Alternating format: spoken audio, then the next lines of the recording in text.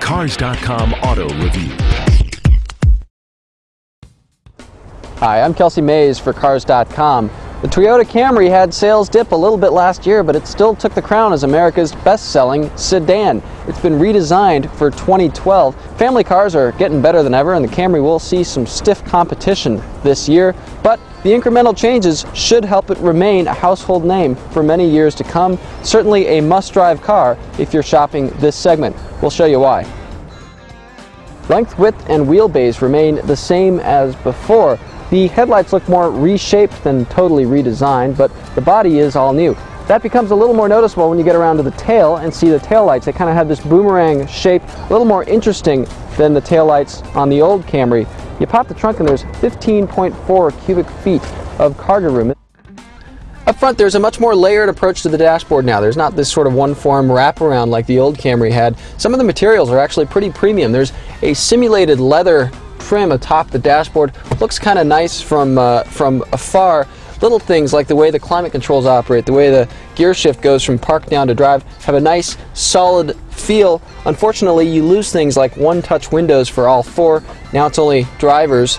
That was kind of a nice premium touch in the last Camry, but a lot of big things still get it right. Good sight lines all around. The window pillars aren't too thick. There's a lot of storage areas here underneath the center controls. There's a little pocket here. Nice big center console here.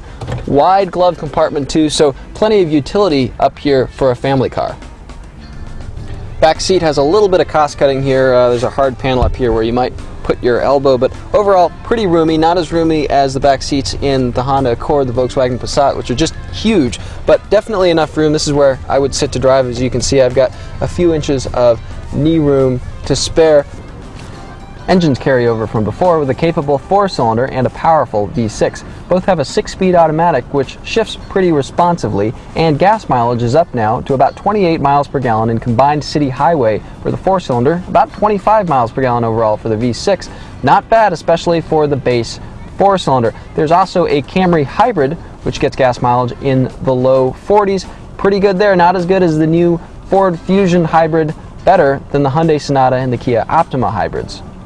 Overall refinement has improved. The steering can still be a bit mushy at times, but it's less twitchy on the highway than in the last Camry. The suspension is a touch firmer than before, but overall ride comfort still pretty good, and the brakes are much improved now with larger four-wheel discs and better braking feel.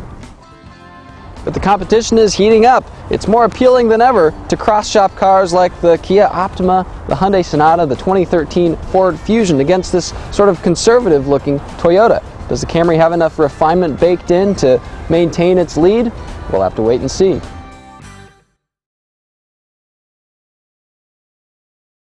For more car-related news, go to Cars.com or our blog, KickingTires.net.